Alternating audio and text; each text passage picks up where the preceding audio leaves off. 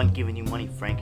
This has gone on for too long. What are you talking about? You're washed up! That's what I'm talking about. You wouldn't know washed up if it rolled in on the tide. Look, you've been on this thing for over a week now. If I would have hired anyone else, they would have had the girl and the diamonds by now. Don't give me that. No one even taking your case but me. None of those other crumbs would have ever made it this far. That's not true, Frank. I've been digging and I've been digging and I've gone through way too many goons for me to stop now. You know that, Thomas. Fine, Frank. But it's your funeral. I'm only splitting the bill for another 3 days. And that's it. That's all I need. Cut. House lights.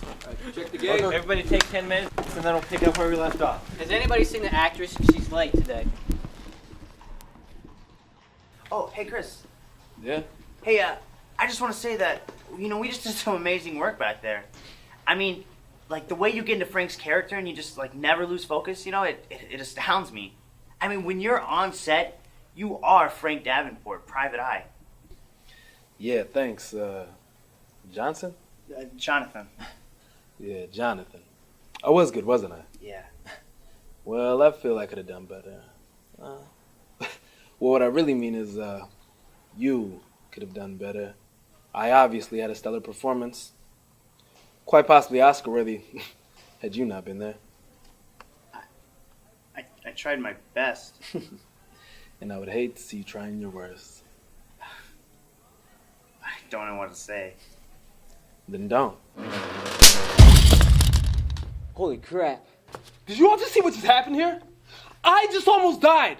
We all just almost lost one of the greatest actors this generation has ever seen. Who's in charge of this? You? Are you in charge of this? Who's the one that climbs up on these ladders and hangs these lights? Which one of you monkeys? Sorry, Chris, are you all right? Do I look all right to you? My entire breathtaking career just flashed before my eyes, all because of your stupidity. And it's Mr. Gibson to you. Really, I'm sorry, Mr. Gibson. This should have never happened in the first place. My sincere apologies. I want this man fired. Him and every one of his monkey crew. Today! Can you believe that guy?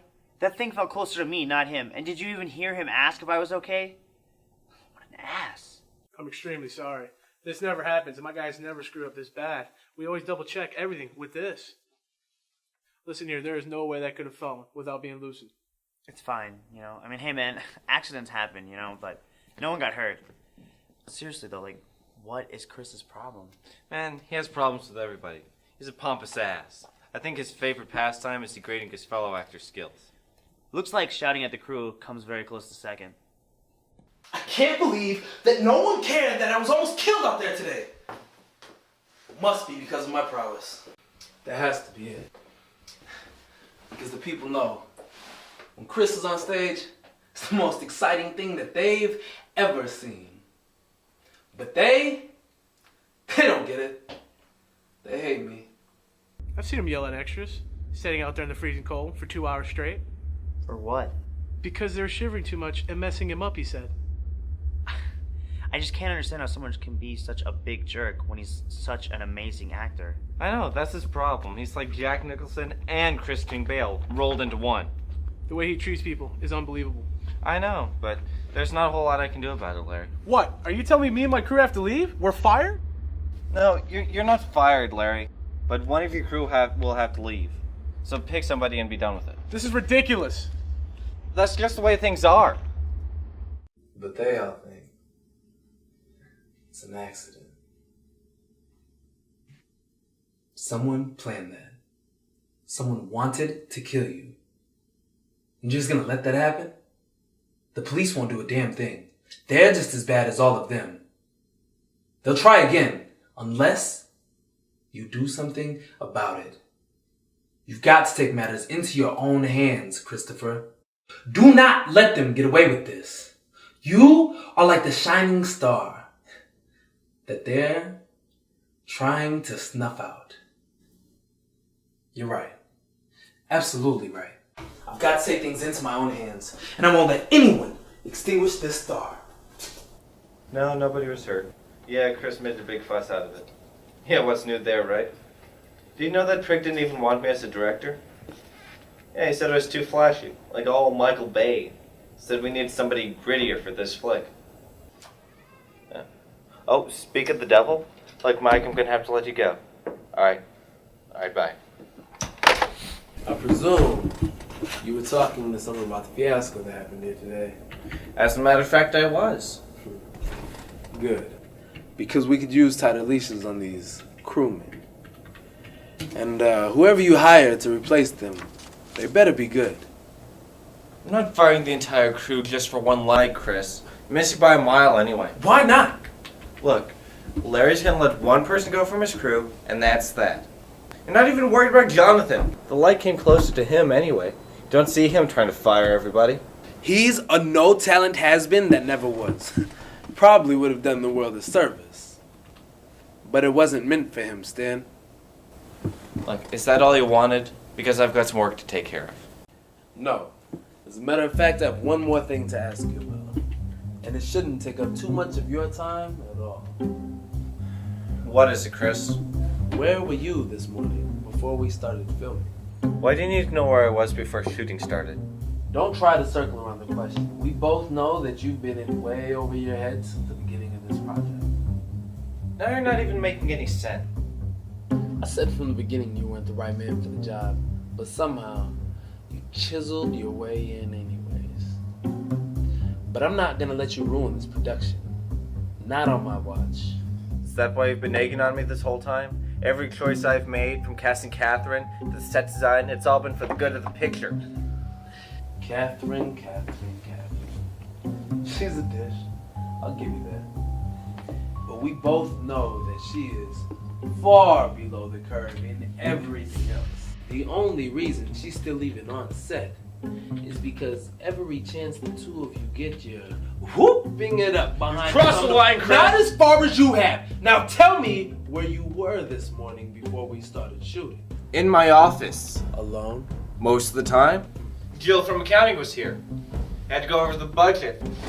We had to cut a few things, otherwise we won't be able to finish this movie. Jill. She's gone, Chris.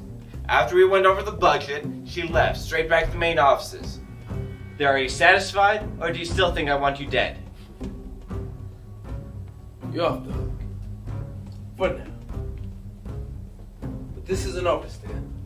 Whatever. Stanley seems to have a pretty good alibi, but I'm not going to mark him off the list just yet. He mentioned Jonathan. He never did like me, but that's not surprising. Everyone's jealous of my talent. I need to find him next.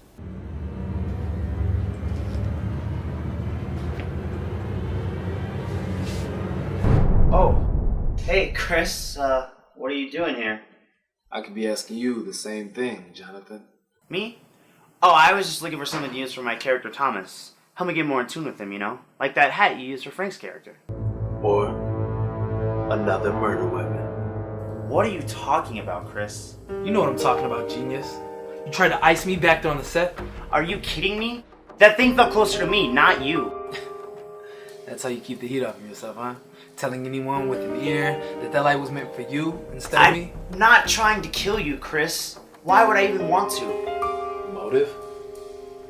Guys like you don't always need one. But you do. And what is that exactly? You've been sweet for the role of Frank Davenport ever since I got cast for it. Probably figured since you couldn't get that role, you just take the next best thing. Being Thomas Lane. I bet you think this is a load of Cracker Jacks too. Your jealousy got the better part of you. You thought if you could put the kibosh on me, the part would be all yours. Chris, your conspiracy theory is just crazy. Like, I would never do anything like that. Conspiracy? All the facts lead to you. What were you doing this morning before the shoot? I was getting makeup put on just like you. Until you left for some coffee in the craft services. I don't even drink coffee! You're lying! Mr. Grubik wants you guys on set in 15 minutes. Okay, Charlie, thanks.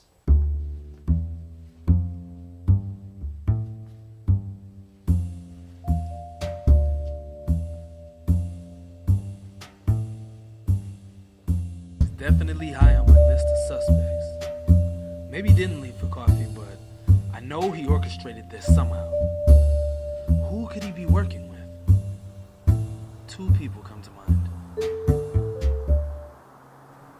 God, I hate that Chris guy. He's such an ass. I don't even know why he's on set. Hey! God, not this guy again. You. Weak grip or best girl. Whatever it is they call you. I want to speak to you. Gafford, yeah?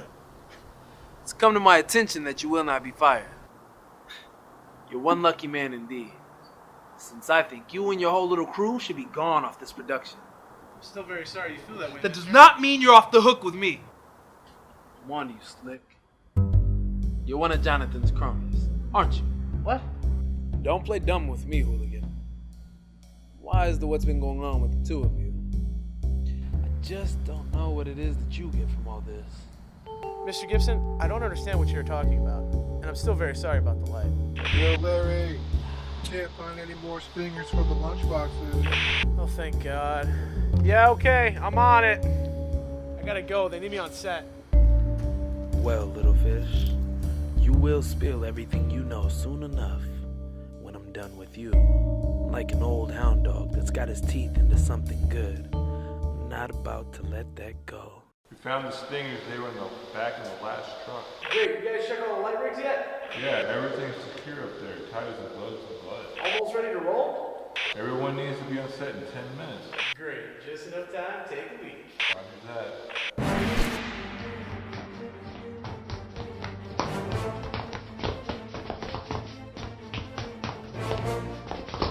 What's your connection with John? And what's you give me in return? You pay me off. Why? Why are you bleeding? Because you want to get clipped, do you? Because I caught him. I caught them together. Caught who? Jonathan. And Catherine. They were in the prop room. I guess they thought no one would see them. Of course. It always goes back to the jam. She was the tasty dish that any man would die to have. The face of an angel, but take one good look into those eyes, and any man would tell you, she's trouble with a capital T. Chris! Oh my God, I heard about what happened. Are you alright? Look, Dal, I'm wise to your tricks. You just sit back down, okay? Oh, okay. The cat's out of the bag, so now's the time to come clean. Excuse me? Come off it.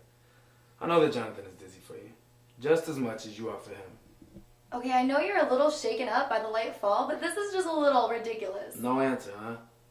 Alright, well, where were you early this morning?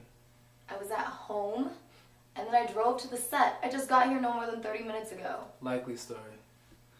You came here early, you climbed up into the lights, you loosened one, so that right when I stood underneath it, it would fall on me. Are you crazy? I would never do anything like that. Oh, you wouldn't? I have it on good authority that you and Jonathan are together, and he's been paying Larry to keep quiet about it. What does that even have to do with you? Everything. He wants the part of Frank Davenport, my part, and you want to give it to him by any means necessary. Get out! Get out of my dressing room! What kind of man are you? Not a one of them had a good alibi, and they all had reason to kill me. Stanley never wanted me on this picture. Killing me could get him a new leading man. Jonathan wants my role, which he'll never get. Not over my dead body. Which leads to Larry, who could have been paid to have me killed by Jonathan, or by Catherine, a crazy actress that would do anything for her man. But then again, she looks like the type that wouldn't mind getting her hands dirty. Mr. Gibson, you're needed on set, sir. Yes, I know. I'll be there momentarily.